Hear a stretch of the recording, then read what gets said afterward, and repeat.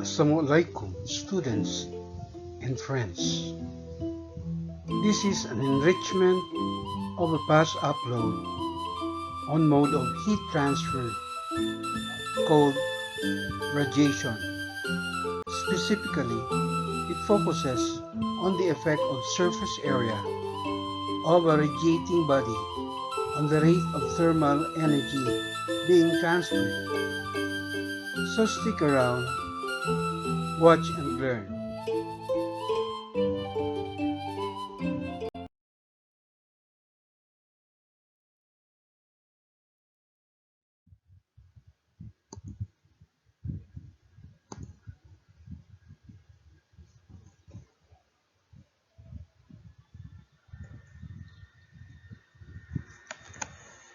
And this is the question.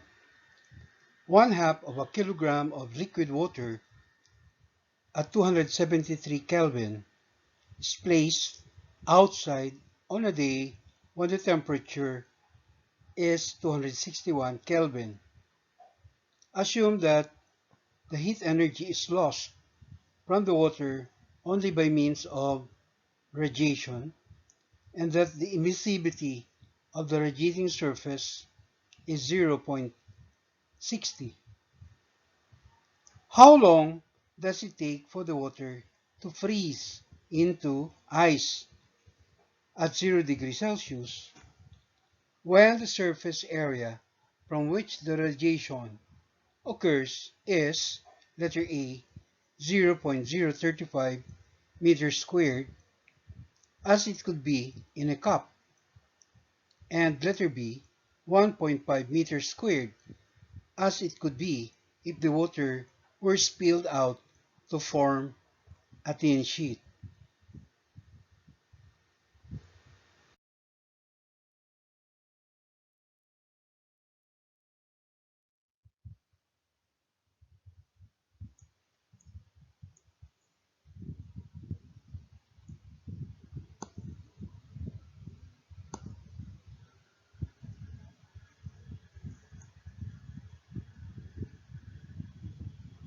For our initial solution, let us identify the given data.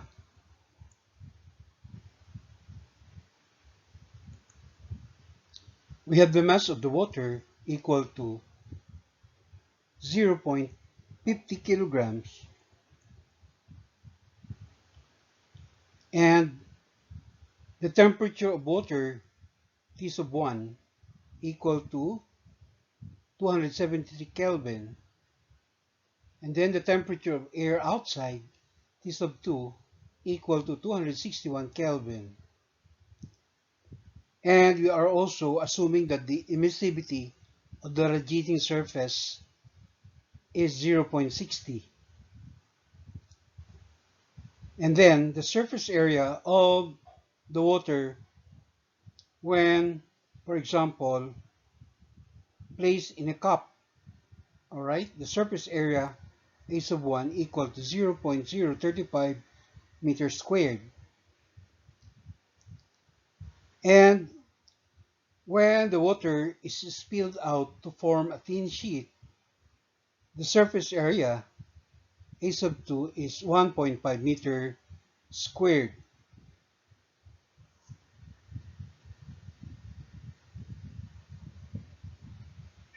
And we're given, all right,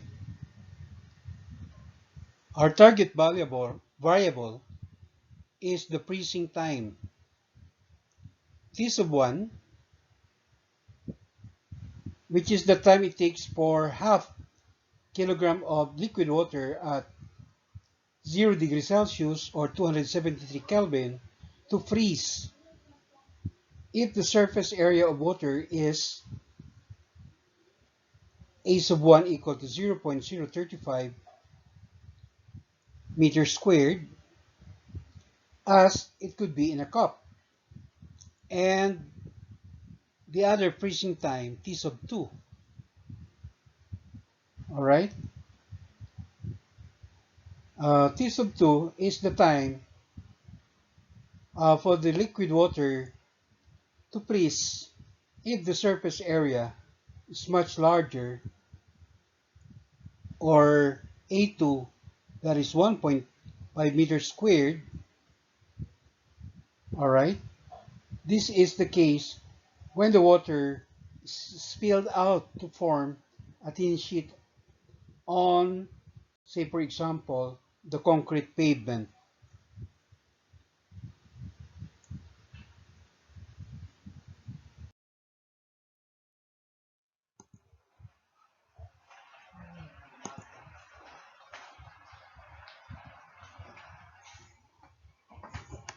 It is assumed that the heat is lost from the water only by means of radiation.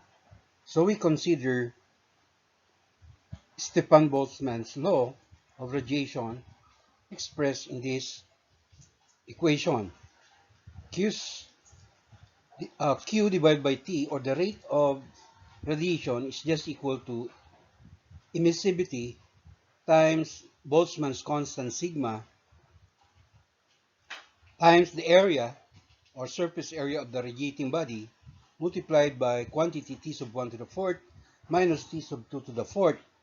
And since what we are looking for is the time T, we have the working formula for T equal to big Q divided by the product of emissivity, sigma, and the surface area A, which is first to be multiplied by quantity T sub 1 to the fourth minus T sub 2 to the fourth.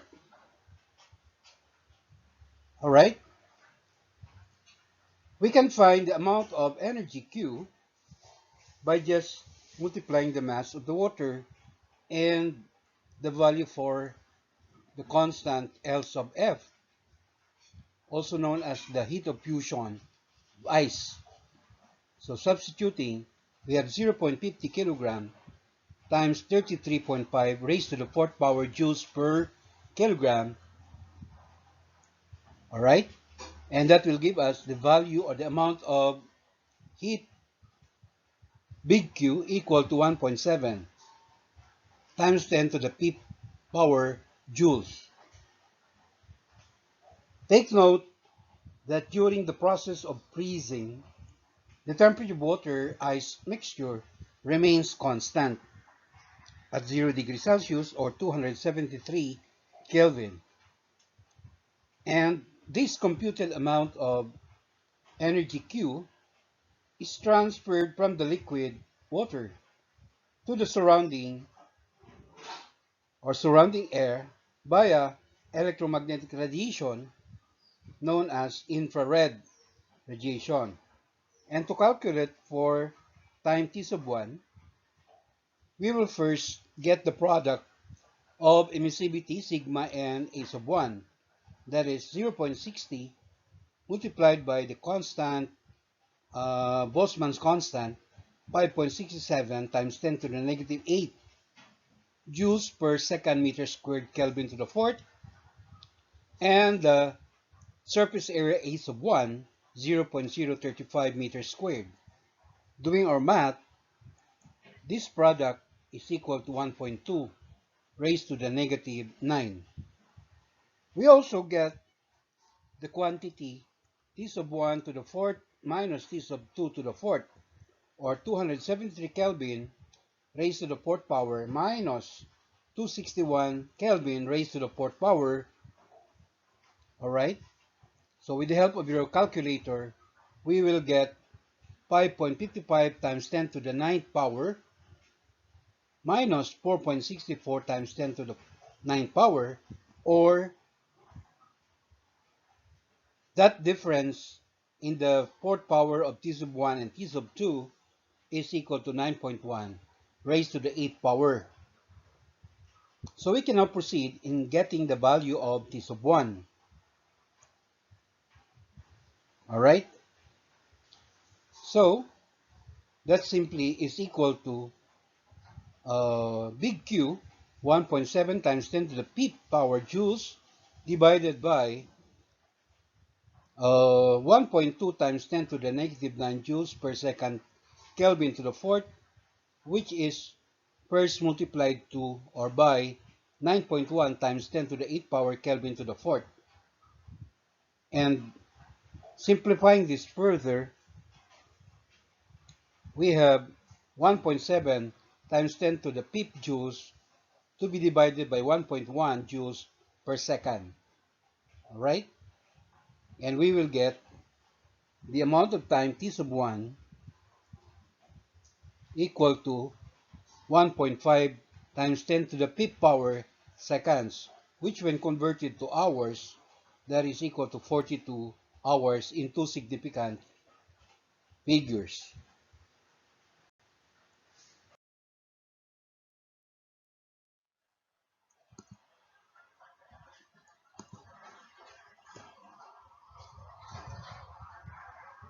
Similarly, we can repeat our calculation, but this time the surface area of water is much greater. Alright? A sub 2, which is equal to 1.5 meters squared, is the surface area that we're going to use for question letter B.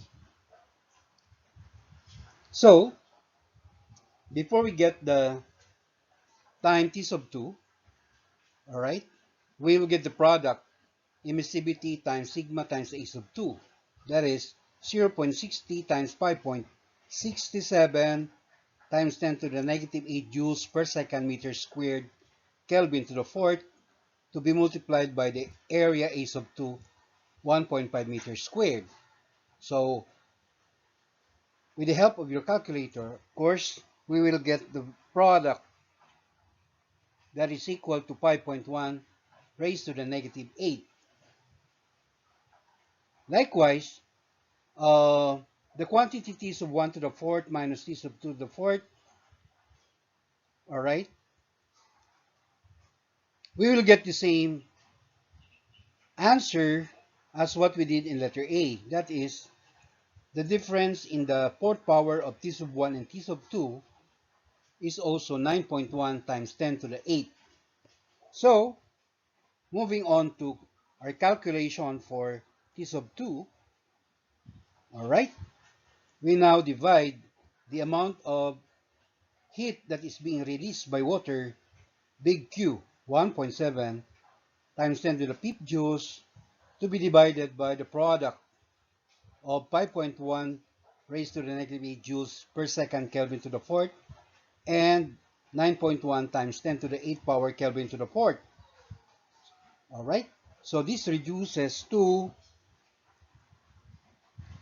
1.7 times 10 to the fifth joules to be divided by 46 joules per second. Alright, and finally, our computed value for T sub 2 is 3.7 times 10 to the third power seconds, which when converted to hours, that's exactly equal to 1.0 hour into significant digits. Alright, so we can now conclude that, alright, if the surface area of a radiating body is greater, all other factors being equal, then the rate of thermal energy transfer is, shall we say, fast. It takes a shorter time, all right? A shorter time for a radiating body to release its uh, heat energy if its surface area is greater, all right? That's what we got uh, in our computations. T sub 1, earlier calculated, was much higher compared to T sub 2. Alright, so that's it. We are done with our discussion. Until the next episode, inshallah.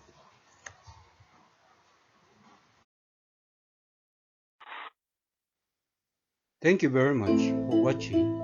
Please follow me in my FB page and please don't forget to subscribe to my YouTube channel.